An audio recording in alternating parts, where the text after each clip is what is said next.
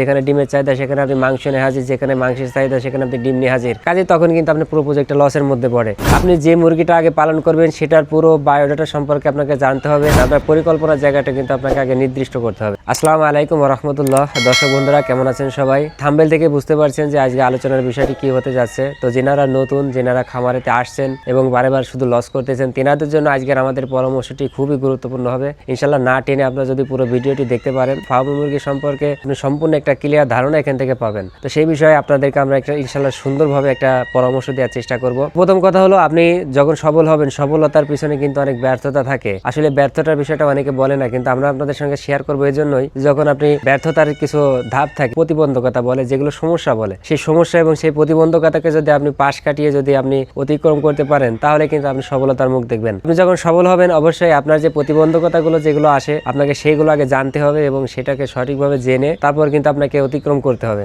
এখন আসেন আপনাদেরকে আমরা সেই প্রতিবন্ধকগুলোকে একটু জানাই। প্রতিবন্ধকতা প্রথম ধাপে যেটা থাকে, একটা বিভ্রান্তর মধ্যে পড়েন যে আপনি কিভাবে শুরু করবেন। আপনার পরিকল্পনার জায়গাটা কিন্তু আপনাকে আগে নির্দিষ্ট করতে হবে। পরিকল্পনা যদি আপনার ভিন্ন রকম হয়ে থাকে, তাহলে কিন্তু আপনি পুরো সিস্টেমটা কিন্তু আপনি লস করবেন। পরিকল্পনাটা কিভাবে করবেন একটু বলি। সর্বপ্রথম যখন আপনি চিন্তা ভাবনা করেন, প্রথমে দেখা যায় আপনি তো অন্য একটা পেশার সাথে যুক্ত থাকেন। আপনি যে কোনো একটা কৃষি কাজ বলেন, যে কোনো একটা অন্য চাকরিজীবী হন, যে কোনো অন্য একটা পেশার সঙ্গে কিন্তু আপনি যুক্ত থাকেন। হঠাৎ করে আপনি ভিডিও দেখতে দেখতে আপনার সামনে আসলো আপনি মুরগির খামার করবেন, তখনই দেখা যায় আপনি একটা ফার্মে মুরগির খামার করবেন না দেশি মুরগির খামার করবেন, আপনি কিন্তু আসলে নির্দিষ্টভাবে কিছু বুঝতে পারেন না। আপনি কয়েকটা ভিডিও দেখার পরে যদি আপনি নির্দিষ্ট করে ফেলেন যে আপনি যে কোনো একটা মুরগির খামার করে বসবেন, এটা কিন্তু আপনাকে সর্বপ্রথম ক্ষতি করবে। আপনি যে মুরগিটা আগে পালন করবেন সেটার পুরো বায়োডাটা সম্পর্কে আপনাকে জানতে হবে, সেটার ভবিষ্যৎ সম্পর্কে আপনাকে জানতে হবে। আপনি যে মুরগিটা চিন্তা ভাবনা করতেছেন, আপনি যে কোনো একটা জাতের মুরগি পালন করবেন, সেটা আপনার ওই অঞ্চলে পারফেক্ট কিনা, আপনি সেটা দিয়ে ব্যবসা করতে পারবেন কিনা, সেটা আপনাকে জানতে হবে। আপনার ওই অঞ্চলে আপনি যদি ডিমের ব্যবসা করেন, তাহলে ডিমটা চলবে কিনা সেটা আপনাকে জানতে হবে। যদি ভালো না চলে, তাহলে কিন্তু আপনি ক্ষতিগ্রস্ত হবেন।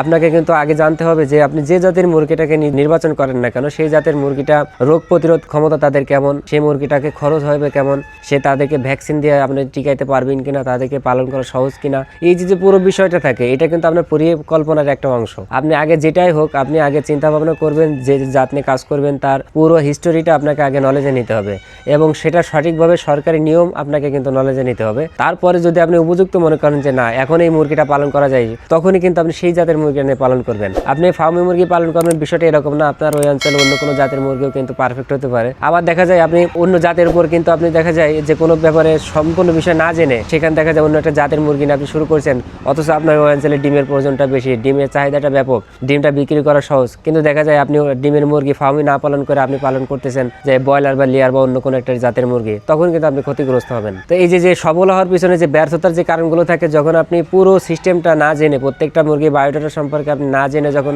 যে কোনো একটা জাত নিয়ে কোনো পরিকল্পনা ছাড়াই যখন আপনি শুরু করবেন, তখন কিন্তু আপনি কিছুদিন সামনে যে দেখবেন যে আপনি ডিমের বাজারে আপনি মুরগি বিক্রি করতে পারতেছেন না। যেখানে ডিমের চাহিদা সেখানে আপনি মাংস নিয়ে হাজির, যেখানে মাংসের চাহিদা সেখানে আপনি ডিম নিয়ে হাজির। কাজে তখন কিন্তু আপনি পুরো প্রজেক্টটা লসের মধ্যে পড়ে। এইটা কিন্তু নতুন খামারিরা কোনো অবস্থায় কিন্তু বুঝতে পারেন না। কাজে আমি অনুরোধ জানাবো, যেনারা একেবারে নতুন শুরু করতে চাচ্ছেন বা শুরু করছেন, যে মুরগিটা নিয়ে আপনি খামার করবেন, সেটা পুরো হিস্টোরিটা আপনাকে আগে জানতে হবে।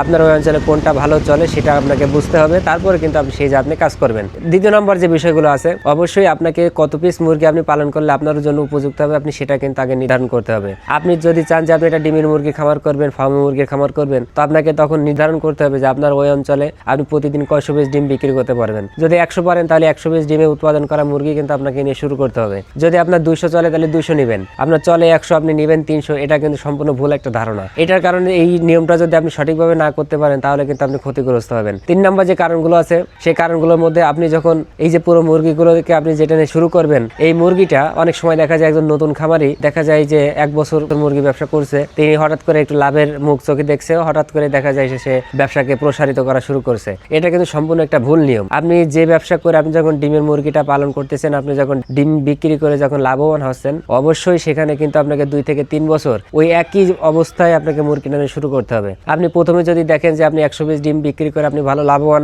তো তখন আপনাকে কিন্তু 2 থেকে 3 বছর আপনাকে একটানা একই রকম 100 পিস ডিম কিন্তু আপনাকে উৎপাদন করে বিক্রি করে আপনি সেখান থেকে লাভবান হতে হবে এবং ওইটার উপর কিন্তু আপনার পরিপূর্ণ একটা জ্ঞান অর্জন করতে হবে। একই সাথে আপনার যে মুরগিটা থাকবে, মুরগিকে কি খাবার দিচ্ছেন, কি ওষুধ দিচ্ছেন, কিভাবে আপনাকে টিকে রাখা সম্ভব, এই পুরো মুরগিকে প্রতিপালন করার যে সম্পূর্ণ জ্ঞান, এটা কিন্তু আপনাকে আগে নলেজে নিতে হবে। নেওয়ার পরবর্তীতে দেখা যাবে যে আপনি যখন একটানা 3 বছর যখন এটাকে অতিক্রম করতে পারলেন, লাভবান হয়ে অতিক্রম করলেন, তখনই কিন্তু কিন্তু শুধুমাত্র আপনি পরবর্তী স্টেপে আপনি কিন্তু খামারকে প্রসারিত করবেন, সেই ক্ষেত্রে কিন্তু আপনি কোনো বাধার মুখে পড়বেন না। অথচ অধিকাংশ দেখা যায় যে আপনি নতুন উদ্যোক্তা যখন খামার শুরু করার পরে দেখা যায় 2-4-5 মাস লাভবান হওয়ার পরে দেখা যায় সে খামারে বিস্তার লাভ করায়, তখন দেখা যায় খামারটা যখন প্রসারিত করে তাই একটা জ্ঞান তখন দেখা যায় ভিন্ন দিকে চলে যায়, তখন কিন্তু আসলটাও শেষ হয়ে যায়, যেগুলো শুরু করে সেটাও শেষ হয়ে যায়। এটাই কিন্তু সব থেকে মূল সমস্যাগুলো ঘটায়। কাজে আমি অনুরোধ জানাবো যেনারা আপনারা নতুন খামারেতে আসতে যাচ্ছেন এবং যেনারা কিছুদিন করে লস খাচ্ছেন, অবশ্যই আপনাদের এই কয়েকটি বিষয় নলেজে রেখে সম্পূর্ণভাবে জ্ঞান অর্জন করে তারপরে কিন্তু আপনারা সামনের দিকে পথ চলবেন। আপনারা জানেন যে আমরা প্রতিনিয়ত আপনাদের সঙ্গে ফার্ম মুরগি সম্পর্কে সকল বিষয় তথ্য দিয়ে থাকি এবং অন্য সকল বিষয়